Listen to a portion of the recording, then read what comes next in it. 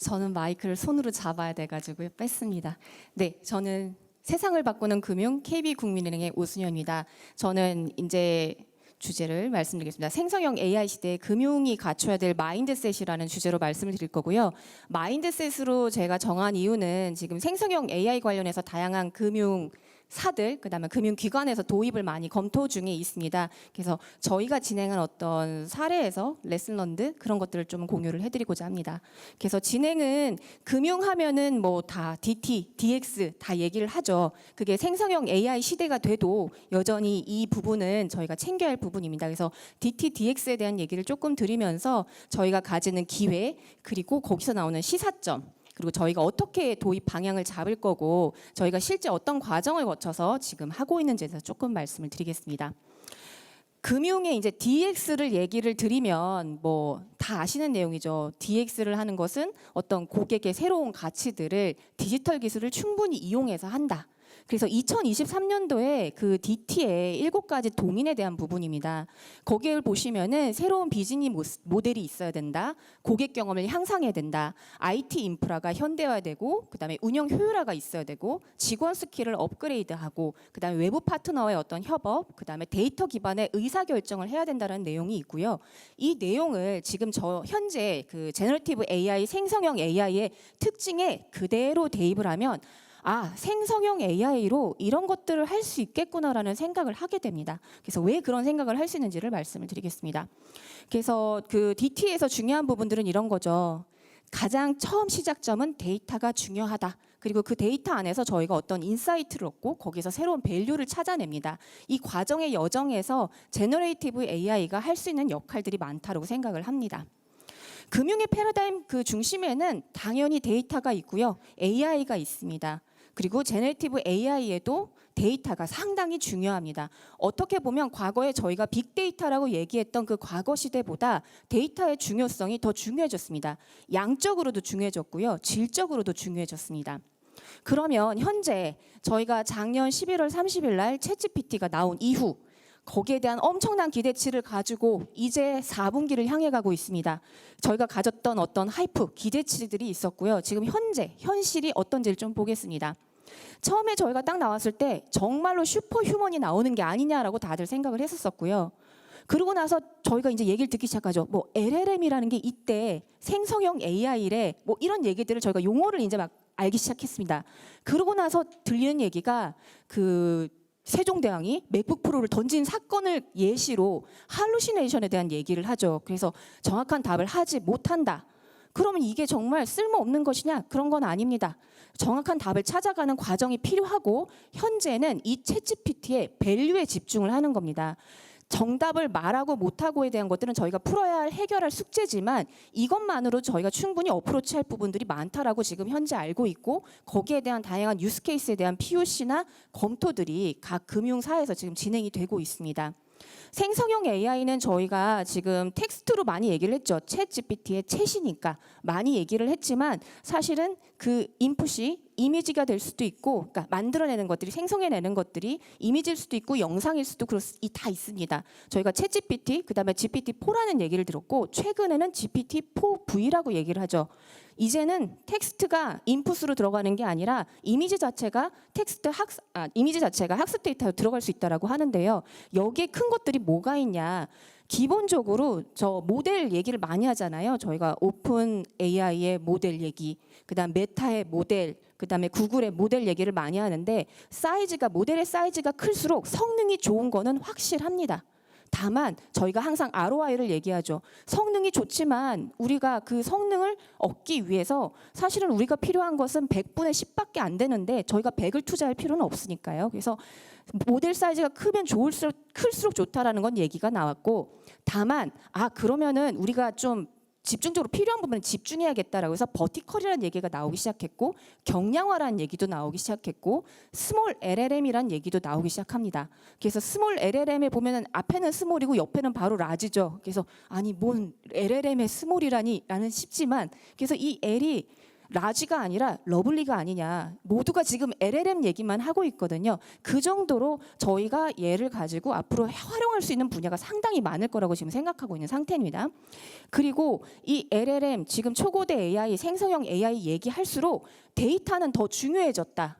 데이터는 더 중요해졌다. 좋은 데이터를 넣어서 작은 모델이라도 좋은 성과를 내는 사례들이 나오기 시작했으니까요. 그래서 그 데이터의 양과 품질 간에 그다음에 모델 크기 간의 상관관계가 있다라는 것 정도가 지금 알려져 있는 상태입니다. 그리고 최근에 이제 GPT-4V가 나왔죠. 이게 말하는 건 뭐냐면요. 저희 사람들이 그러잖아요. 보고 듣고 말하고 하면서 저희가 뭔가를 답을 하기도 하고 하죠. 멀티모달이라고 얘기하는 것들이 실제 인공지능에서도 정말 저희가 사람처럼 에이전트라고 하는 그런 얘기들이 이제는 할 만한 때가 됐다라고, 기술적으로는 됐다라고 얘기를 하는 것입니다. 합성 데이터라는 거는 저희가 이런 겁니다. 이 합성 데이터를 언급하는 이유는 저는 딱 하나인데요. 윤리에 대한 부분 때문입니다. 이 합성 데이터는 어떤 특정 모델에 들어가서 나온 것들을 합성 데이터라고 합니다. 우리가 보통 리얼 데이터라고 하는 건 사람이 만들어내는 데이터를 말하고, 합성 데이터는 어떤 모델을 거쳐서 나오는 것들. 이 모델을 거쳐서 나오는 것들이 2030년이 되면 거의 사람이 만들어내는 것보다 이제는 기계가 AI가 만들어낸 데이터들이 훨씬 많을 거라고 생각을 하고 있거든요. 그렇기 때문에 AI 윤리가 중요하고, 금융에서는 어느 분야보다도 신뢰성과 건전성과 이 모든 것을 따지는 금융 분야에서는 이 윤리가 중요하고, 그렇기 때문에 이 생성형 AI는 성능이 좋지만 우리가 잘 알고 잘 사용을 해야 된다는 겁니다. 좋은 약도 잘못 쓰면 독이 되잖아요. 그래서 생성형 AI가 그렇다고 생각하시면 됩니다. 그래서 GPT는 이제는 뭐 메타버스랑은 조금 다른 것 같습니다. 사실 메타버스는 여러 가지 뭐 기기나 여러 가지 요소들이 함께 좀 같이 고도화가 돼야 성장을 하는데, 생성형 AI도 이거 한때 흘러가는 그냥 기술 아니야? 유행 아니야라는 얘기가 많이 있었지만 이거는 시대적 흐름이다라고 생각하는 게 지금 보편적으로 뭐라 그러죠? 그냥 사회적으로, 그다음에 기술적으로 다 모든 분야에서 그렇게 얘기를 하고 있습니다. 생성형 AI의 생태계는 이 장표를 많이 활용을 하는데요. 그 이유는 하나입니다. 저희가 금융사에서 이 생성형 AI를 쓰는 방법이 몇 가지가 있을까요? 저희가 그냥 무조건 오픈 AI 저 GPT가 가장 유명하니까 우리는 마이크로소프트랑만 이 얘기를 해야 될까요? 아니죠. 화면이 나왔습니다. 아닙니다. 그래서 생성형 AI의 이 생태계를 알아야 되는 이유는 우리가 목적에 맞게 누군가 협업을 해야 되는지를 알 수 있게 되기 때문이고요.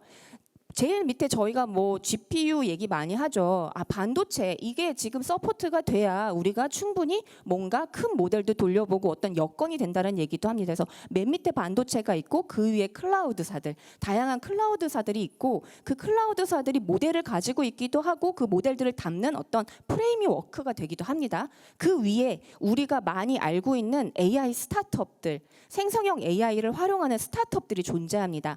그래서 저희가 마이크로소프트나 직접 모델에 우리가 만약 그 내부 구성원들의 이런 것들을 핸들링할 수 있는 조직원들이 있다라고 하면은 마이크로소프트랑 얘기도 해볼 수 있고, 그다음 메타랑 얘기를 해볼 수도 있고, 지금 네이버 하이퍼클로버 X랑도 말해볼 수 있고, 그렇죠. 그런데 우리가 원하는 게 아주 뎁스가 있는 게 아니라 일단은 좀 써보겠다라고 한다면 또 AI 스타트업들하고 그것들을 또 얘기를 풀어갈 수도 있습니다. 그래서 생성형 AI의 어떤 밸류 체인은 이런 식으로 구성이 되어 있고요. 생성형 AI의 도입 다 좋다고 하는데 왜 지금 아직 우리는 그런 서비스를 제대로 볼 수 없느냐? 그 이유는 여러 가지가 있는데, 첫 번째로는 운영 비용에 대한 문제, 그다음에 그 컴퓨팅 리소스도 똑같은 얘기입니다. 그리고 다른 하나는 우리가 기존의 학습 데이터라고 우리가 거의 어떤 노동 집약적인 어떤 데이터를 수집하고 정제하고 이런 과정과는 또 다른 그런 학습 데이터가 필요하기 때문에 이 학습 데이터 확보에 대한 부분이 문제가 될 수 있고요. 또 하나는 지금 설명 가능성, 금융은 특히 중요하죠. 어떤 답을 GPT라는 표현을 쓰지 않고 생성형 AI라고 하겠습니다. 생성형 AI가 답변한 것에 대해서 그럼 이 답변이 어떤 근거에서 어디서 찾아왔는지에 대한 부분이 아직은 정확하게 없거든요. 그러다 보니까 설명 가능성에 대한 부분이 충족이 잘 안 되는 부분, 그다음에 정확성, 할루시네이션이라고 저희가 표현을 하죠. 정확한 얘는 마치 이것이 정답인 것처럼 얘기를 하지만 이게 정답이 아닌 경우가 많이 있는 겁니다. 그래서 그런 문제점이 지금 뭔가 경고를 하듯이 지금 껌뻑껌뻑거리는데, 그래서 정확성에 대한 부분, 설명 가능성에 대한 부분, 또 하나는 데이터 주권에 대한 부분, 이 부분은 왜 얘기를 하느냐는 뒤에서 또 설명을 드리겠습니다. 그래서 금융은 그럼에도 불구하고 금융은 AI를 과거부터 상당히 활발하게 활용해 왔습니다. 다만 저희가 기술적인 것들을 강조를 하지 않다 보니까 많이 알려져 있지 않지만 이미 많이 쓰고 있었고, 금융사들이 그걸 제일 먼저 잘 아는 것 같아요. 그래서 글로벌하게도 금융사들이 생성형 AI를 도입해서 쓰고 있습니다. 쓰고 있는데 다만 아까 전에 말했던 문제점들, 정확성에 대한 거, 설명 가능성에 대한 부분, 이런 부분들은 대고객 서비스를 바로 오픈했을 때 저희가 핸들링이 불가능합니다. 그렇기 때문에 어떻게 한다? 내부 안쪽에 우리 직원들을 위해서 우리 직원들 옆에 어떤 보조적인 역할로 먼저 해보고 있는 상황입니다. 그렇게 경험을 쌓아서 이제 그것들이 노하우가 쌓이면 대고객 오픈을 어떤 형태로 해볼 수 있을지 좀 고민해 볼 수 있을 겁니다. 아까 전에 데이터 주권에 대한 얘기는 왜 했냐면요. GPT-4 같은 경우는 실제 챗GPT와 GPT API를 통해서 나온 그 사용자 정보를 통해서 만들어졌습니다. 그런 내용들이 논문에 명시가 되어 있고요. 그렇기 때문에 저희가 이 부분에 대한 불편함이 있는 겁니다. 지금은 우리가 어떤 사용을 한다고 하고 엔터프라이즈용으로 보호를 해준다고는 하지만 이런 경험을 우리가 이미 했기 때문에 여기에 대한 불안감이 조금 있다라고 할 수 있고요. 금융사 같은 경우는 저희가 그런 서비스들이 다 서울 리전, 한국에 다 들어와 있어야 하죠. 그래야지 저희는 법적으로 쓸 수 있습니다. 그렇기 때문에 그런 부분들이 아직 국내 리전들로 아직 다 들어오지 않았기 때문에 저희가 실제 서비스로 만나보기에는, 그게 특히 내부 데이터를 활용하는 경우는 아직은 어렵다. 그런 빅테크의 어떤 모델들이 다 들어와 줘야 저희가 실제 서비스에 적용해 볼 수 있다고 할 수 있습니다. 금융 관련해 가지고 생성형 AI의 주요 쟁점은 이렇습니다. 일단 정확하고 신뢰할 수 있는 답변에 대한 문제 계속 말씀드렸고요. 그리고 윤리적인 법적인 문제에 대해서 아직 교통정리가 다 되어 있는 것은 아닙니다. 금융 관련 법률들도 이제 지금 어떤 케이스나 어떤 구체적인 것들을 만들어내고 있는 단계이기 때문에 여기에 대한 문제들이 있을 거라고 저희가 조금 걱정을 하는 부분들이 있죠. 그리고 이 빅테크나 어떤 모델이나 생성형 AI는 지금 중소, 중견, 그다음에 스타트업들까지 스몰 LLM들을 많이 하고 있지만서도 여전히 어떤 공정한 경쟁에 대한 부분, 저희가 빅테크에 많이 쏠려 있는 그런 것들도 많이 얘기를 하고 있지 않습니까? 그래서 그런 거에 대한 부분에 우려가 있다라는 거, 그리고 그 규제와 그다음에 거버넌스에 대한 것들이 이제 좀 챙겨지기 시작했습니다. 거버넌스는 어떻게 보면은 저희의 매출이나 이런 거라고 연관되어 있다기보다는 어떤 백단에서 하는 운영적인 부분이잖아요. 그게 과거의 AI는 그래도 뭔가 영향 범위가 그렇게 넓지는 않았다고 본다면, 상대적으로 생성형 AI는 할 수 있는 것도 많다 보니까 그 영향력의 범위가 넓다. 그렇기 때문에 그 AI 거버넌스에 대한 부분들을 본격적으로 챙겨야 할 때가 됐다라고 볼 수 있습니다. 생성형 AI의 시사점을 얘기하면 기술적으로는 어느 정도 올라왔다. 지금 내년도 2024년도 전망을 얘기를 하자면 아마 금융권들은 이제 더 이상 기술 모델 얘기보다는 실제 비즈 얘기를 이제 하기 시작할 거라고 생각을 합니다. 그래서 기술에 대한 장벽들, 그런 것들은 이미 고도화가 된 상태이기 때문에 우리는 우리한테 적합한, 우리의 경쟁력을 갖출 수 있는 무엇을 할 건지에 대한 결정을 해야 된다라는 거고요.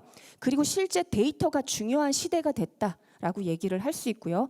그리고 이 기존에 우리가 그 MLOps 그 기존에 해왔던 그 원활하게 뭔가 그 AI 서비스가 흘러가게 할 수 있도록 했던 부분에 대해서 생성형 AI에 들어가야 되는 어떤 그 데이터, 학습 데이터도 틀리고 관리 포인트가 좀 더 달라졌다라고 볼 수 있기 때문에 거기에 대한 것도 재점검이 필요하다.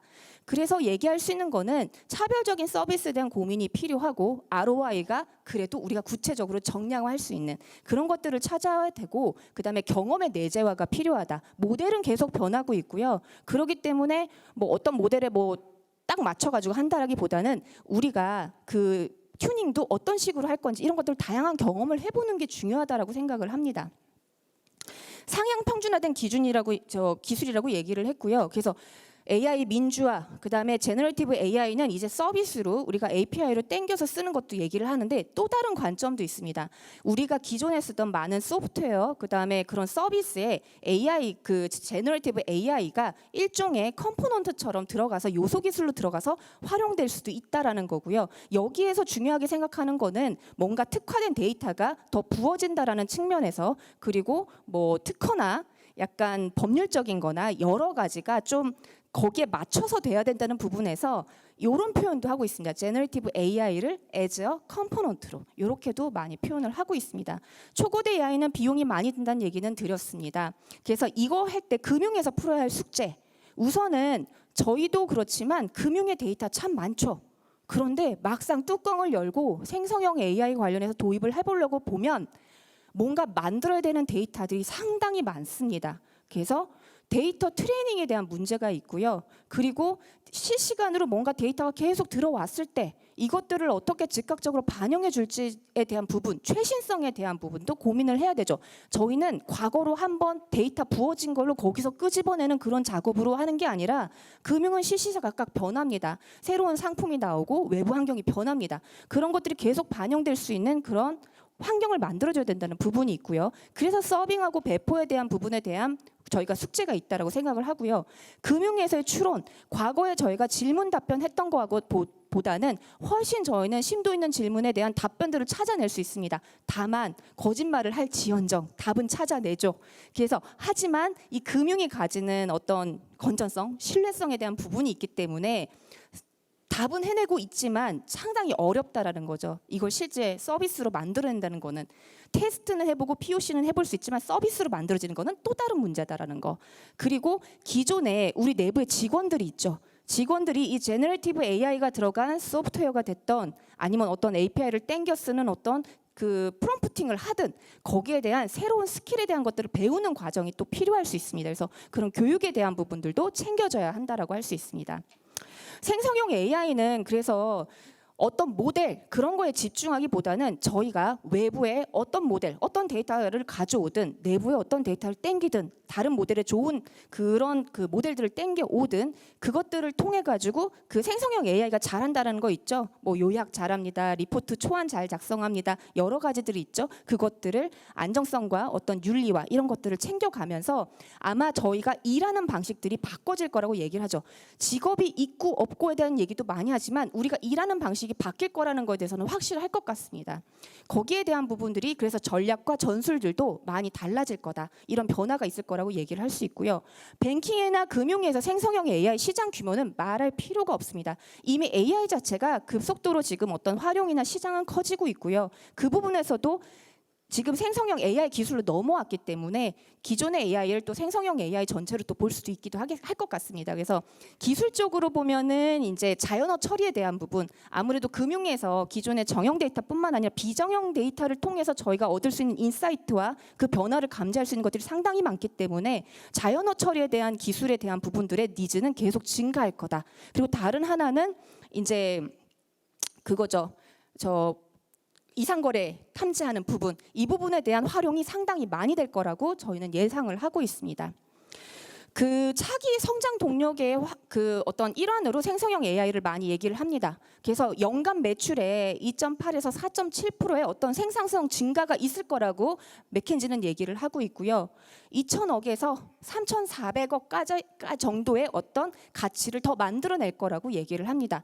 금융에서 쓰는 이유는 그렇죠. 자동화해서 효율성을 극대화하고 맞춤 서비스를 하고 고객에 그게 기업이 됐던 개인이 됐던 고객 자산을 관리를 해주고 저희는 불확실성, 위험성을 최소화하는 어떤 예측치를 가져가기 위해서 AI를 도입해서 쓰고 거기에서 생성형 AI는 기존에 가지고 있던 저희 AI의 어떤 능력보다는 훨씬 월등히 높다라는 것은 확실합니다. 금융에서의 생성형 AI 활용 사례를 많이 활용될 수 있다라고 보는 부분, 아직은 좀 이르다라고 생각하는 부분에 대한 것들을 찾아온 겁니다. 그래서 뭐 보면은 기본적으로 개인화된 마케팅이나 경험, 그다음에 프로세스 자동화, 사기 방지 그런 이런 부분에 대해서는 그래 지금부터 한번 해봄직하다라고 얘기를 하고 있고 규정 준수나 의사결정이나 결제 시스템을 보완한다든가 이런 부분에 대해서는 아직은 좀 시기적으로 이르다라고 얼리 스테이지라고 얘기를 하고 있습니다. KB국민은행에서도 이제 금융에 대한 부분에서 이제 특화에 대한 부분들을 상당히 중요하게 생각을 하고 있고요. KB스타는 많이 언급을 해서 넘어가고, 그다음에 저희 자체적으로는 AI를 찐으로 열심히 하고 있습니다. 그래서 실제 자연어 처리에 대한 부분뿐만 아니라 그다음에 모델 만드는 부분, 그다음에 파운데이션 모델 저희가 초고대 AI라고 하는 부분까지 폭넓게 지금 검토를 하고 있고요. 그 AI 에이전트에 대한 얘기를 잠깐 또 드릴 건데 넘어가겠습니다. 그 금융 쪽에서 AI 에이전트 오토 GPT라는 얘기를 하는데, 오토 GPT는 이런 겁니다. 이런 실험을 했대요. 스탠포드 대학교에서 여러 에이전트를 만들어 놓고 성격하고 직업을 부여했더니 자기네들끼리 사귀고 파티도 하고 그랬다라는 거죠. 여기서 얻을 수 있는 시사점은 뭐냐면요, 금융에서 현재 AI를 활용하는 어떤 부분적인 기능에 대해서 부분적으로 쓰고 있습니다. 확실히 보조하는 역할로 쓰고 있고요. 그런데 이게 그러면은 A to Z의 어떤 업무 완결성도 다양한 에이전트를 통해서 왔다 갔다 하면서 할 수 있지 않을까라는 생각을 해볼 수 있다라는 거죠. 아직 먼 길이지만 지금 뭐 앤드류 응이나 그 AI 석학들이 1인 1 비서 시대, 1인 1 AI 비서 시대가 곧 올 거라고 얘기를 하는 것은 어떤 이런 기술 속에서도 어떤 기인하는 게 아닌가 생각합니다. 그 버티컬 커스텀 LLM을 만드는 과정들은 사실은 다양한 어프로치가 가능합니다. 우리가 프롬프트 엔지니어링으로 얘기하는 것뿐만 아니라 레그라고 하는 것도 얘기를 하고 있고요. 그다음에 파인 튜닝 얘기도 하고 있죠. 그 방법은 정말로 다양하고요. 유스 케이스에 따라 그런 것들을 다양하게 선택해 볼 수 있습니다. 그래서 뭐 저희가 생각하는 그냥 모델을 뭐 API로 땡겨서 뭐 쓰고 뭐 프롬프팅만 하고 딱 그런 케이스만 있는 게 아니라 저희가 어프로치해 볼 수 있는 방법들은 상당히 많다라고 할 수 있고요. 이거는 플레이북인데 저희가 어떤 모델을 선택하고 그 모델과도 할 수 있는 어떤 태스크들이 뭔지를 좀 생각을 해보고, 그다음에 데이터 준비를 하고, 지금 이 생성형 모델에 대한 데이터는 준비가 전혀 안 돼 있을 겁니다. 그래서 그 준비를 하고 그 다음에 어떤 방식으로 파인 튜닝을 할 건지의 전략을 세우고, 그 다음에 그것들을 모델을 파인 튜닝 해보고 평가해보고 이걸 반복하면서 그것들을 궁극적으로 어떤 서비스에 저희는 반영하게 될 겁니다. KB도 지금 이런 것들을 사실은 이렇게 기술적인 것들, 어떻게 보면은 기존의 기술과는 달리 현업에 되게 가까이 있는 기술이 생성형 AI입니다. 그러다 보니까 그 현업에 대한 이해도를 높이는 게 상당히 중요했고요. 그래서 저희는 별도로 KB GPT 어떤 데모 사이트를 만들어서 현업에서 어떤 것들을 할 수 있는지에 대한 이해도를 높이는 과정을 거쳤습니다. 그게 상당히 중요하다고 생각을 하고 있고요. 그래서 금융 쪽에서 저희가 얘기하는 어떤 정확도에 대한 문제, 설명 가능성에 대한 문제에 대해서도 다양한 어프로치들이 있습니다. 기존에 이미 가지고 있는 펑션 시스템과 그다음에 레그라고 얘기하는 기존의 문서에서 찾아서 어떤 활용하는 부분, 이런 어프로치들이 대부분의 지금 회사에서 진행되고 있다고 보시면 되고요. KB 같은 경우는 뭐 리더보드라는 얘기 많이 들어보셨죠? 가 모델에 대한 어떤 평가를 하는 건데요. 그 모델에 대한 것들을 KB 금융 자체 내에서도 금융 데이터를 통해서 저희도 줄을 세워놓고 있습니다. 그래서 어떤 모델이 바뀔 때마다 어떻게 달라진지를 저희들은 계속 살펴보고 있는 중입니다. 금융 분야에선 제가 거버넌스 중요하다고 말씀드렸죠. 생성형 AI는 영향 범위가 넓고 기존에 우리가 그냥 말로만 하던 AI 거버넌스가 챙겨져야 된다. 왜냐? 이게 정량적으로는 매출 축소나 손실이 발생하고 있고요. 정성적으로는 저희는 고객을 잃어버릴 수 있습니다. 이런 문제 때문에 AI 거버넌스는 지금부터 차근히 준비를 해야 된다고 생각을 합니다. 어떤 AI, 생성형 AI를 도입하기 위한 환경을 만들어 놓는 거죠. 이거에 대한 준비가 필요하고요. KB는 KB 자체의 AI 거버넌스 체계를 지금 만들어가고 있습니다. 작년에 최초로 AI 윤리 기준을 저희가 선포를 했고요. 거기에 따른 AI 거버넌스 체계를 만들고 있고, 각각에 대해서 저희가 챙겨야 하는 부분들을 내부적으로 챙기고 있는 상태입니다. 요거는 넘어가겠습니다. 그래서 금융 AI가 저희가 마인드셋, 제가 주제가 마인드셋이었습니다. 금융이 잘 되려면 우선은 데이터 기반으로 생각하는 것들, 그다음에 디지털 우선 사고 방식이라는 거는 툴을 활용하는 걸 얘기합니다. 그다음에 AI에 대한 이해도를 비슷하게 저희가 다 같이 가지고 있어야 돼요. 같은 눈높이로 보고 있어야만 저희가 하고 싶은 것들을 성공적으로 할 수 있다고 생각을 합니다. 요 같은 얘기예요. 그래서 생성형 AI 도입을 함에 있어서는 하여튼 표준화된 인공지능 도구를 사용하는 것이 훨씬 효과적이고, 그 다음에 전사 레벨의 전략을 가졌을 때 훨씬 효과적으로 저희가 도입할 수 있고, 하나는 저희의 어떤 맞춤형을 했었을 때 훨씬 그 효과가 크다라고 저희가 보고 있습니다. 그래서 그 미래금융의 설계에 대한 얘기를 잠깐 드리면은 뭐 결국은 특정 업무가 아니라 전사적으로 보고 이 생성형 AI를 한번 살펴보시는 게 좋다라고 판단이 되고요. 금융 분야는 어쨌거나 신뢰성에 대한 부분이 상당히 중요하기 때문에 이 신뢰성을 우리가 어떻게 갖춰갈 수 있을지, 어떻게 방어할 수 있을지에 대한 고민을 하셔야 된다라는 부분, 그다음에 관련된 감독 규제, 그다음에 법에 대한 것들도 저희가 상시 계속 챙겨봐야 한다는 부분이 있습니다. 이게 마지막 장표인데요. 금융 전망인데 그 금융 서비스에서 지금 뭐 아까 전에 말씀드린 자연어 처리나 포트폴리오 최적화나 사기 탐지에 많이 사용을 하고 있고요. 이건 어떻게 보면은 의사결정, 저희 기존의 RPA를 뭐 하이퍼라는 글자를 또 붙여서 또 고도화한다고도 얘기를 하는데 의사결정 프로세스에 혁명을 일으킬 것은 분명하다고 좀 보여지고요. 여기에 대한 투자는 줄어들지는 않을 거라고 생각합니다. 계속 늘어날 거라고 생각을 하게 될 거고요. 그리고 이것은 어떻게 보면은 어떤 AI 스택 전체를 놓고 보고 이제 활용하는 것이 훨씬 효과적이다. 아까 처음에 말씀드렸던 그 부분이 있고요. 그리고 아직은 초기 단계고 사람을 보조하는 역할로 되겠지만 여기에 대한 것들은 저희가 AI 거버넌스나 어떤 그런 여러 보안 체계를 만들면서 좀 더 폭넓게 활용하게 될 것이다라고 말할 수 있을 것 같습니다. 네, 여기까지고요. AI 그 생성형 AI를 통해서 그 내년도 2024년도 금융을 좀 생각을 해보면 하여튼 활용은 훨씬 확대될 것 같고요. 기술보다는 이제 실질적인 활용 사례들이 많이 나오지 않을까 생각을 합니다. 네, 감사합니다.